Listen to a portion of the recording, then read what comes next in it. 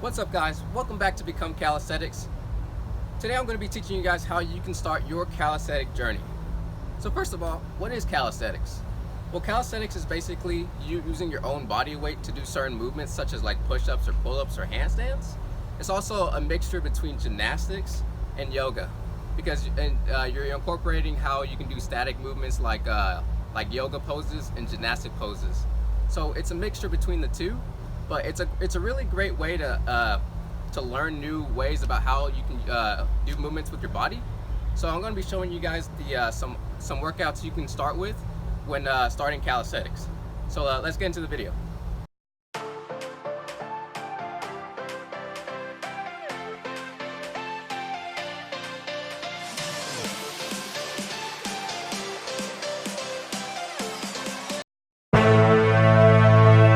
Australian pull-ups is a very great starting point when starting your calisthenic journey.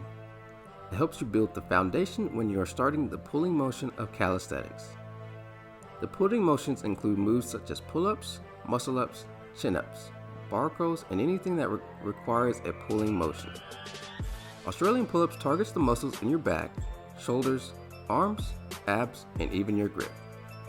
This movement will help you strengthen the muscles that are in your back to help you build the necessary strength to move on to a harder progression like pull-ups.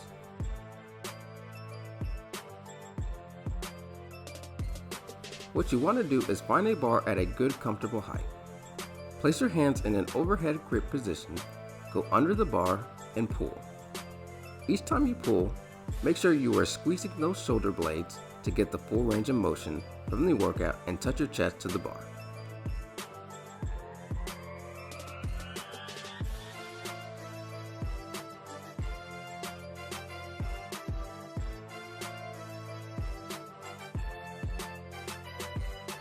Elevated pike hold is the first skill a calisthenic athlete should learn in the handstand progression. This teaches how it feels being upside down because being upside down can be scary at first if you just try and jump into a handstand. So this progression will help when starting out. This move puts the focus on your shoulders, core, and straight arm abilities. Doing a handstand, you want to make sure you have a good amount of shoulder strength to support your body, core strength to help with the body alignment, and straight arm strength to be able to do a handstand.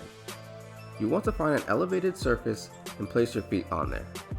Next, try and move your body as close to the elevated surface and try to make it an L shape. Push the ground so that your shoulders and core are engaged and hold as long as you can.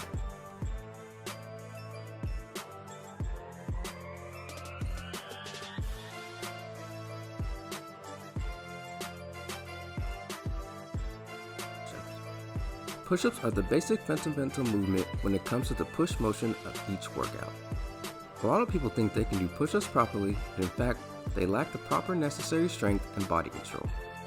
When doing push-ups on the ground, they probably have the elbows pointed outwards or not using the full range of motion.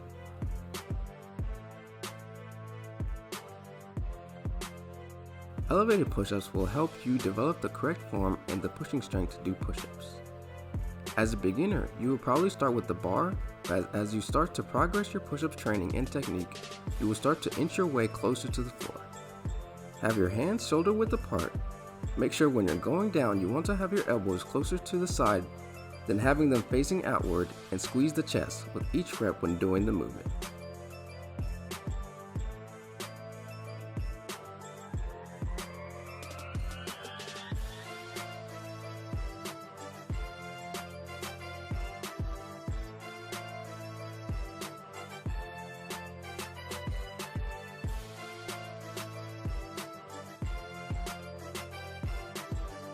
If you're looking to increase your pull-ups or get your first ever pull-up, then you should start with negative pull-ups, a pull-up eccentric. I really like doing these because we are practicing the pull-up motion, only we're doing it in reverse.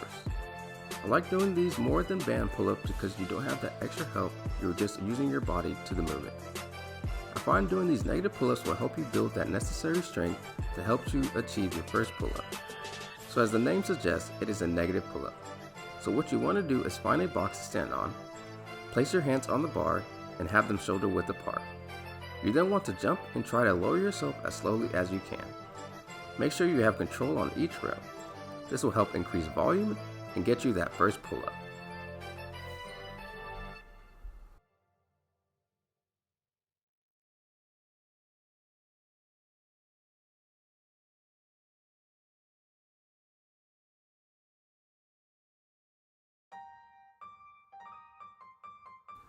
Ring dips, or dips in general, is one of the starting points with push-ups and pull-ups that people usually start with calisthenics.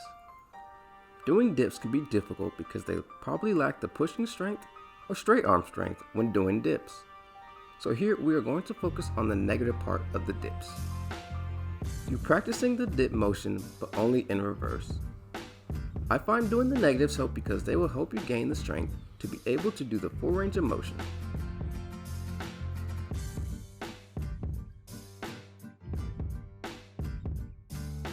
So what you want to do is find an elevated surface, stand on it.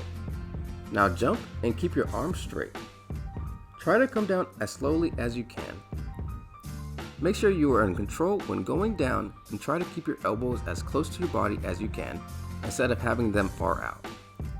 This will help in creating volume and that pushing dip strength.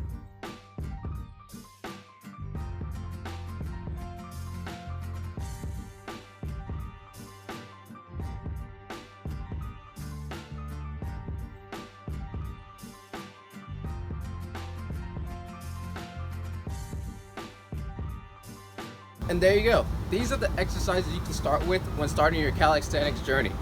If you enjoyed this video, please leave a like and subscribe for more content like these. Thank you.